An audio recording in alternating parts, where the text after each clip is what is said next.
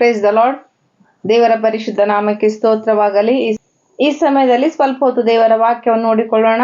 ಈ ದಿನ ದೇವರ ವಾಕ್ಯವನ್ನು ಧ್ಯಾನಿಸುವುದಕ್ಕಾಗಿ ಆರಿಸಿಕೊಂಡಂತ ವಾಕ್ಯ ಕೀರ್ತನೆ 36ನೇ ಅಧ್ಯಾಯ ಮೊದಲಿನಿಂದ ಕೆಲ ವಚನಗಳು. ಪಾಪವು ದುಷ್ಟನ ಮನಸ್ಸಿನೊಳಗೆ ನುಡಿಯುತ್ತಿರುವುದರಿಂದ ಅವನ ಕಣ್ಣೆದುರಿಗೆ ದೇವರ ಭಯವೇ ಇಲ್ಲ. ಅದು ಅವನನ್ನು ವಂಚಿಸಿ ನಿನ್ನ ತಪ್ಪು ಬಯಲಿಗೆ ಬರುವುದಿಲ್ಲ, ಹೇಯವಾಗುವುದಿಲ್ಲ ಎಂದು ಊದಿಬಿಡುತ್ತದೆ. ಹಲ್ಲೆಲೂಯ. ಪಾಪವು ದುಷ್ಟನ ಮನಸ್ಸಿನೊಳಗೆ ನುಡಿಯುತ್ತಿರುವುದರಿಂದ ಅವನ ಕಣ್ಣೆದುರಿಗೆ ದೇವರ ಭಯವೇ ಇಲ್ಲ ಎಂದು ನೋಡುತ್ತೇವೆ. ಕರ್ತನಲ್ಲಿ ಪ್ರಿಯರೇ, ಒಬ್ಬ ಮನುಷ್ಯನಲ್ಲಿ ಪಾಪವಿರುವುದಾದರೆ ಅವನು ದೇವರಿಗೆ ಭಯಪಡುವುದಿಲ್ಲ. ಮತ್ತೆ ಅದು ಅವನನ್ನು ವಂಚಿಸಿ, ಆ ಪಾಪವು ಅವನನ್ನು ವಂಚಿಸಿ ನಿನ್ನ ತಪ್ಪು ಬಯಲಿಗೆ ಬರುವುದಿಲ್ಲ, ಹೇಯವಾಗುವುದಿಲ್ಲ ಎಂದು ಊದಿಬಿಡುತ್ತದೆ. ಒಬ್ಬ ಮನುಷ್ಯನು ತಪ್ಪು ಮಾಡುವಾಗ ಅವನಿಗೊಂದು ಭಯವಿರುತ್ತದೆ.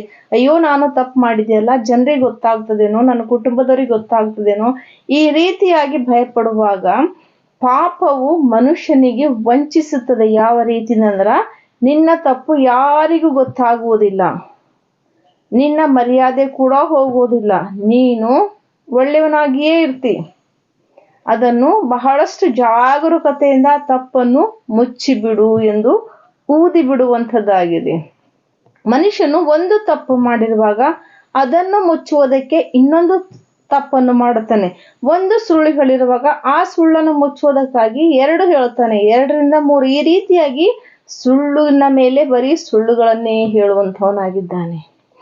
ಒಂದು ಸಾರಿ ಮನುಷ್ಯನ ಹೃದಯದಲ್ಲಿ ಪಾಪವು ಬಂತಂದ್ರ ತಿಳಿಯದ ರೀತಿಯಿಂದಲೇ ಅವನು ಸುಳ್ಳನ್ನು ಹೇಳಲು ಪ್ರಾರಂಭಿಸುತ್ತಾನೆ, ಮೋಸವನ್ನು ಮಾಡಲು ಪ್ರಾರಂಭಿಸುತ್ತಾನೆ ಎಂಬುದಾಗಿ ನೋಡುತ್ತೇವೆ. ಯೋಬ 15ನೇ ಅಧ್ಯಾಯ 5ನೇ ವಚನದಲ್ಲಿ ನೋಡಿದ್ರ, ನಿನ್ನ ಪಾಪವೇ ನಿನ್ನ ಬಾಯಿಗೆ ಮಾತುಗಳನ್ನು ಕಲಿಸಿಕೊಡುತ್ತದೆ. ಒಬ್ಬ ಮನುಷ್ಯನು ತಪ್ಪು ಮಾಡುವುದಾದರೆ, ಪಾಪ ಮಾಡುವುದಾದರೆ ಆ ಪಾಪವೇ ಅವನ ಬಾಯಿಗೆ ಮಾತುಗಳನ್ನು ಕಲಿಸಿಕೊಡುತ್ತದೆ ಎಂದು ನೋಡುತ್ತೇವೆ. ಕರ್ತನಲ್ಲಿ ಪ್ರಿಯರೇ, ದಾವೀದನು ಚಿಕ್ಕಂದಿನಿಂದ ಬಹಳಷ್ಟು ಒಳ್ಳೆಯವನಾಗಿದ್ದನು, ದೇವರಲ್ಲಿ ಭಯ ಭಕ್ತಿಯುಳ್ಳವನಾಗಿದ್ದನು. ಅಂಥ ಒಂದು ದಾವೀದನಲ್ಲಿ ಒಂದು ಸಾರಿ ಪಾಪ ಎಂತಕ್ಕಂಥದ್ದು ಬಂದಾಗ, ಒಬ್ಬ ಸ್ತ್ರೀಯೊಟ್ಟಿಗೆ ಪಾಪವನ್ನು ಮಾಡಿರುವಾಗ ಆ ಒಂದು ಪಾಪವನ್ನು, ಆ ಒಂದು ತಪ್ಪನ್ನು ಮುಚ್ಚುವುದಕ್ಕಾಗಿ ಬಹಳಷ್ಟು ಸುಳ್ಳುಗಳು ಹೇಳಬೇಕಾಯ್ತು. ಕರ್ತನಲ್ಲಿ ಪ್ರಿಯರೇ, ಯಾಕೆಂದರೆ ಒಂದು ತಪ್ಪು ಮಾಡಿರುವಾಗ ಆ ತಪ್ಪನ್ನು ಮುಚ್ಚುವುದಕ್ಕಾಗಿ ಸುಳ್ಳು ಹೇಳಿ ಆಕೆಯ ಗಂಡನನ್ನು ಕರೆಸುವುದು, ಸುಳ್ಳು ಹೇಳುವುದು, ಏನೋ ಒಂದು ಬಹಳಷ್ಟು ಸುಳ್ಳಿನ ಮೇಲೆ ಸುಳ್ಳುಗಳನ್ನು ಹೇಳಿದ್ದಾನೆ ಎಂಬುದಾಗಿ ನೋಡುತ್ತೇವೆ.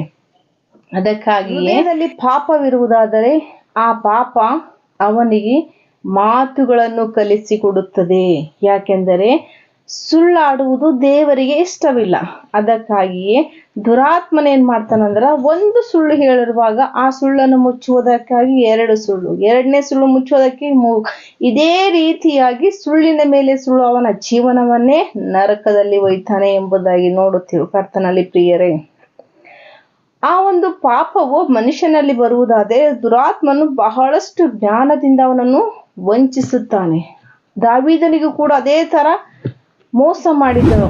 ಒಂದು ಸಾರಿ ತಪ್ಪು ಮಾಡಿರುವಾಗ ಅವನಲ್ಲಿ ಹೋಗಿ, ನೀನು ಅರಸನಾಗಿದ್ದಿ, ಈ ತಪ್ಪನ್ನು ಮುಚ್ಚಲಕ್ ನಿನ್ನಿಂದ ಆಗಲ್ಲ, ಈ ರೀತಿಯಾಗಿ ಮಾಡು, ಈ ರೀತಿಯಾಗಿ ಮಾಡು ಎಂಬುದಾಗಿ ಪ್ಲಾನ್ ಮೇಲೆ ಪ್ಲಾನ್ಗಳನ್ನು ಹೇಳಿಕೊಟ್ಟು ಆ ತಪ್ಪನ್ನು ಮುಚ್ಚುವುದಕ್ಕಾಗಿ ಬಹಳಷ್ಟು ಪ್ರಯಾಸ ಪಡ್ತಾನೆ.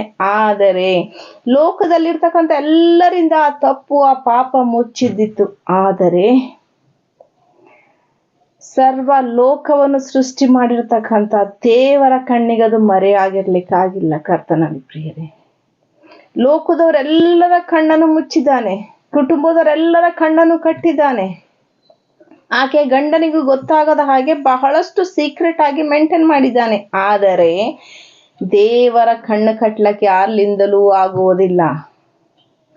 ಬಹಳಷ್ಟು ದಿನಗಳಾದ ಮೇಲೆ ನಾಥಾನ ಪ್ರವಾದಿಯ ಮೂಲಕ ದೇವರು ಅವನ ತಪ್ಪನ್ನು ಅವನಿಗೆ ತಿಳಿಸಿರುವಾಗ ಅವಾಗ ಅವನಿಗೆ ಜ್ಞಾನೋದಯವಾಯಿತು, ನಾನು ಮಾಡಿರುವುದು ತಪ್ಪು. ಅಲ್ಲಿವರೆಗೂ ಸೈತಾನನು ಅವನ ಹೃದಯದಲ್ಲಿ ಹೋಗಿ ನೀನು ಈ ತಪ್ಪನ್ನು ಮುಚ್ಚಿಬಿಡು, ಇದನ್ನು ಯಾರಿಗೂ ಗೊತ್ತಾಗದ ಹಾಗೆ ಅದನ್ನು ಇಲ್ಲೇ ಅಡಗಿಸಿಬಿಡು, ಈ ರೀತಿಯಾಗಿ ಮಾಡು ಎಂದು ಅವನ ಕಿವಿಯಲ್ಲಿ, ಅವನ ಹೃದಯದಲ್ಲಿ ಕೆಟ್ಟ ಆಲೋಚನೆ ಕೊಟ್ಟಿದ್ದಕ್ಕಾಗಿ ಬಹಳಷ್ಟು ದಿನಗಳ ತನಕ ದಾವೀದನು ಸೈತಾನನ ಒಂದು ಮಾತನ್ನು ಕೇಳುತ್ತಾ ಇದ್ದನು. ಯಾವಾಗ ನಾಥಾನ್ ಪ್ರವಾದಿ ಬಂದು ದಾವೀದನಿಗೆ ಎಚ್ಚರಿಸಿದ್ದಾನೋ, ಗದರಿಸಿದ್ದಾನೋ, ಅವನ ತಪ್ಪನ್ನು ತೋರಿಸಿದ್ದಾನೋ, ಅಲ್ಲಿವರೆಗೂ ಅವನಿಗೆ ಗೊತ್ತಾಗಲಿಲ್ಲ ಎಂಬುದಾಗಿ ನೋಡುತ್ತೇವೆ ಕರ್ತನಲ್ಲಿ ಪ್ರಿಯರೇ.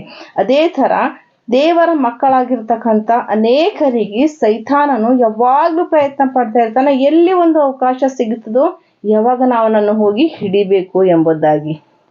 ಅದಕ್ಕಾಗಿಯೇ ದೇವರ ಮಕ್ಕಳಾಗಿರ್ತಕ್ಕಂಥ ನಾವುಗಳು ಬಹಳಷ್ಟು ಜಾಗರೂಕತೆಯಿಂದ ಇರುವಂಥವರಾಗಿರ್ಬೇಕು. ಒಂದು ಸಾರಿ ಮನುಷ್ಯನ ಒಳಗಡೆ ಪಾಪ ಬಂತಂದ್ರೆ ಆ ಪಾಪವು ಬಹಳಷ್ಟು ಬೆಳೆದು ಅವನನ್ನು ಅಡಗಿಸಿ ಬಿಡುತ್ತದೆ. ಇನ್ನು ಒಂದು ವಾಕ್ಯ ನಾವು ನೋಡಿಕೊಳ್ಳೋಣ. ಪೌಲನು ರೋಮಪುರದವರಿಗೆ ಬರೆದ ಪತ್ರಿಕೆ 7ನೇ ಅಧ್ಯಾಯ 19ನೇ ವಚನದಲ್ಲಿ, ನಾನು ಮೆಚ್ಚುವ ಒಳ್ಳೆ ಕಾರ್ಯವನ್ನು ಮಾಡದೆ ಮೆಚ್ಚದಿರುವ ಕೆಟ್ಟ ಕಾರ್ಯವನ್ನೇ ಮಾಡುವವನಾಗಿದ್ದೇನೆ. ಮಾಡಬಾರದೆನ್ನುವ ಕೆಲಸವನ್ನು ನಾನು ಮಾಡಿದ್ದರೆ ಅದನ್ನು ಮಾಡುವವನು ಇನ್ನೂ ನಾನಲ್ಲ, ನನ್ನಲ್ಲಿ ನೆಲೆಗೊಂಡಿರುವ ಪಾಪವೇ ಅದನ್ನು ಮಾಡಿತು. ಹಲ್ಲೆಲೂಯಾ. ಕರ್ತನಲ್ಲಿ ಪ್ರಿಯರೇ, ಒಂದು ಸಾರಿ ಮನುಷ್ಯ ದಾರಿ ತಪ್ಪುವುದಾದರೆ ಅವನು ಎಷ್ಟು ಒಳ್ಳೇದು ಮಾಡ್ಬೇಕಂತ ಆಲೋಚನೆ ಮಾಡ್ಬೋದು, ಆದರೆ ಅವನ ಕೈಯಿಂದ ಕೆಟ್ಟದ್ದೇ ಆಗುತ್ತದೆ. ಯಾಕೆಂದರೆ ಅವನ ಹೃದಯದಲ್ಲಿ ಪಾಪವಿದೆ. ಎಲ್ಲಿವರೆಗೂ ಹೃದಯದಲ್ಲಿರ್ತಕ್ಕಂಥ ಪಾಪವನ್ನು ದೇವರ ಸನ್ನಿಧಿಯಲ್ಲಿ ಒಪ್ಪಿಕೊಂಡು ಬಿಟ್ಟು ಬಿಡುವುದಿಲ್ಲವೋ ಅಲ್ಲಿವರೆಗೂ ನಿನ್ನ ಮೇಲೆ ಸೈತಾನನು ದಾಳಿ ಮಾಡ್ತಾ ಇರ್ತಾನೆ. ಸೈತಾನನ ಚಿತ್ತದ ಪ್ರಕಾರ, ಅವನ ಇಷ್ಟದ ಪ್ರಕಾರವೇ ನಮ್ಮನ್ನು ನಡೆಸುತ್ತಾನೆ. ಯಾವಾಗ ನಾವು ದೇವರ ಸನ್ನಿಧಿಯಲ್ಲಿ, ಕ್ರಿಸ್ತನ ಸನ್ನಿಧಿಯಲ್ಲಿ ಹೋಗಿ ನಮ್ಮ ತಪ್ಪುಗಳನ್ನು ಒಪ್ಪಿಕೊಳ್ತೇವೋ, ಬಿಟ್ಟು ಬಿಡುತ್ತೇವೋ, ಆವಾಗ ದುರಾತ್ಮ ನಮ್ಮಿಂದ ಹೊರಟು ಹೋಗುತ್ತಾನೆ ಎಂಬುದಾಗಿ ನೋಡುತ್ತೇವೆ. ಕರ್ತನಲ್ಲಿ ಪ್ರಿಯರೇ, ದಾವೀದನು ಕೂಡ ಅದೇ ತರ ನಾಥಾನ್ ಪ್ರವಾದಿ ಹೇಳಿದ ತಕ್ಷಣವೇ ಒಂದು ಕ್ಷಣ ಕೂಡ ತಡ ಮಾಡದಂತೆ, ಅಯ್ಯೋ ದೇವರೇ, ನಾನು ತಪ್ಪು ಮಾಡಿದೆ, ನನ್ನನ್ನು ಕ್ಷಮಿಸು ಎಂದು ದೇವರ ಸನ್ನಿಧಿಯಲ್ಲಿ ತಪ್ಪು ಒಪ್ಪಿಕೊಂಡಿದ್ದಾನೆ. ಈ ಸಮಯದಲ್ಲಿ ವಾಕ್ಯ ಕೇಳ್ತಕ್ಕಂಥ ಮಕ್ಕಳಲ್ಲಿ ದೇವರು ಇದನ್ನ ಕೇಳ್ತಾ ಇದ್ದಾನೆ. ನೀನು ಒಂದು ವೇಳೆ ತಿಳಿಯದ ರೀತಿಯಿಂದ ಇಷ್ಟು ದಿನ ಸುಳ್ಳಿನ ಮೇಲೆ ಸುಳ್ಳು, ಮೋಸ, ವಂಚನೆ ಮಾಡಿರಬಹುದು. ನಿನ್ನ ಹೃದಯದಲ್ಲಿ ಪಾಪವನ್ನು ಇಟ್ಟುಕೊಂಡು ಹಾಗೆ ನಿನ್ನ ಪಾಪದಲ್ಲಿಯೇ ಜೀವಿಸಿರಬಹುದು. ಆದರೆ ದೇವರ ವಾಕ್ಯ ಹೇಳ್ತಾ ಇದೆ, ಈ ದಿನ ನೀನು ನಿನ್ನ ಮನೆಯವರಿಗೆ ಸುಳ್ಳನ್ನು ಹೇಳುವುದಾದರೆ, ನಿನ್ನ ಕುಟುಂಬದವರಿಗೆ ಸುಳ್ಳನ್ನು ಹೇಳುವುದಾದರೆ, ಯವನಸ್ಥ ಮಕ್ಕಳು ತಂದೆ ತಾಯಿಗೆ ಸುಳ್ಳನ್ನು ಹೇಳುವುದಾದರೆ, ಒಬ್ಬ ಹೆಂಡತಿ ತನ್ನ ಗಂಡನಿಗೆ ಸುಳ್ಳನ್ನು ಹೇಳುವುದಾದರೆ ಇದೇ ದಿನ ಅದು ಅಂತ್ಯವಾಗಬೇಕು. ಯಾಕೆಂದರೆ ನೀನು ಮಾಡ್ತಕ್ಕಂಥದ್ದು ಪಾಪದ ಕೆಲಸ. ದೇವರ ವಾಕ್ಯ ಹೇಳ್ತಾ ಇದೆ, ನಾನು ಒಳ್ಳೆಯದನ್ನು ಮಾಡ್ಬೇಕಂತ ಇದ್ದೆ, ಆದರೆ ಒಳ್ಳೆಯದನ್ನು ಮಾಡದೆ ಕೆಟ್ಟದನ್ನೇ ಮಾಡುತ್ತಾ ಇದ್ದೆ. ಇದನ್ನು ಮಾಡುವವನು ನಾನಲ್ಲ, ನನ್ನಲ್ಲಿ ನೆಲೆಗೊಂಡಿರ್ತಕ್ಕಂಥ ಪಾಪವೇ. ಒಂದು ವೇಳೆ ನೀನು ಈ ದಿನ ಸುಳ್ಳನ್ನು ಹೇಳ್ತಾ ಇದೆಯಾ ಅಂದರೆ ನಿನ್ನಲ್ಲಿ ಪಾಪವು ನೆಲೆಗೊಂಡಿದೆ. ಒಂದು ವೇಳೆ ನೀನು ಇವತ್ತು ಮೋಸ ಮಾಡ್ತಾ ಇದೆಯಾ ಅಂದರೆ ಅದು ನಿನ್ನಲ್ಲಿ ಪಾಪವು ನೆಲೆಗೊಂಡಿದೆ. ದಾವೀದನಿಗೆ ದೇವರು ನಾಥಾನನ ಮೂಲಕ ತಿಳಿಸುವುದಕ್ಕೆ ಮೊದಲು ಅವನಿಗೆ ಅರ್ಥವಾಗಲಿಲ್ಲ. ಯಾವಾಗ ದೇವರು ತಿಳಿಸಿದನೋ ತಕ್ಷಣವೇ ದಾವೀದನು ಒಪ್ಪಿಕೊಂಡಿದ್ದಾನೆ, ದೇವರ ಮುಂದೆ ಪಶ್ಚಾತ್ತಾಪ ಪಟ್ಟಿದ್ದಾನೆ. ಅದೇ ತರ ಕರ್ತನಲ್ಲಿ ಪ್ರಿಯರೇ, ಒಂದು ವೇಳೆ ಪಾಪವು ನಿಮ್ಮ ಹೃದಯದಲ್ಲಿಟ್ಟುಕೊಂಡು ಅದರಿಂದ ಸುಳ್ಳು ಹೇಳುವುದಾಗಲಿ, ಮೋಸ ಮಾಡುವುದಾಗಲಿ, ಈ ಲೋಕದವರ ಕಣ್ಣು ಕಟ್ಟುವುದಾಗಲಿ, ತಂದೆ ತಾಯಿಗಳ ಕಣ್ಣನ್ನು ಮರೆ ಮಾಡಿ ಪಾಪ ಮಾಡುವುದಾಗಲಿ ಇರುವುದಾದರೆ ದೇವರು ಇದನ್ನು ಹೇಳ್ತಾ ಇದ್ದಾನೆ, ನೀನು ಈ ದಿನ ನಿನ್ನ ತಪ್ಪುಗಳನ್ನು ಬಿಟ್ಟು ಬಿಡುವುದಾದರೆ ನಾನು ಪಾಪಿಗಳನ್ನು ಹುಡುಕಿ ರಕ್ಷಿಸೋದಕ್ಕೋಸ್ಕರ ಬಂದಿದ್ದೇನೆ. ಈ ದಿನ ನಿನ್ನನ್ನು ಕೂಡ ರಕ್ಷಿಸುತ್ತೇನೆ. ನೀನು ನನ್ನ ಸನ್ನಿಧಿಯಲ್ಲಿ ಒಪ್ಪಿಕೊಂಡು ನೀನು ನನಗೆ ಒಪ್ಪಿಸಿಕೊಡುವುದಾದರೆ, ನೀನು ನನಗೆ ಸಮರ್ಪಿಸಿಕೊಳ್ಳುವುದಾದರೆ ಈ ದಿನ ನಾನು ನಿನ್ನನ್ನು ರಕ್ಷಿಸಲು ಸಿದ್ಧವಾಗಿದ್ದೇನೆ. ಅದಕ್ಕಾಗಿ ಕರ್ತನಲ್ಲಿ ಪ್ರಿಯರೇ, ಹೃದಯವನ್ನು ಬಹಳಷ್ಟು ಜಾಗರೂಕತೆಯಿಂದ ಕಾಪಾಡಿಕೊಳ್ಳಬೇಕು.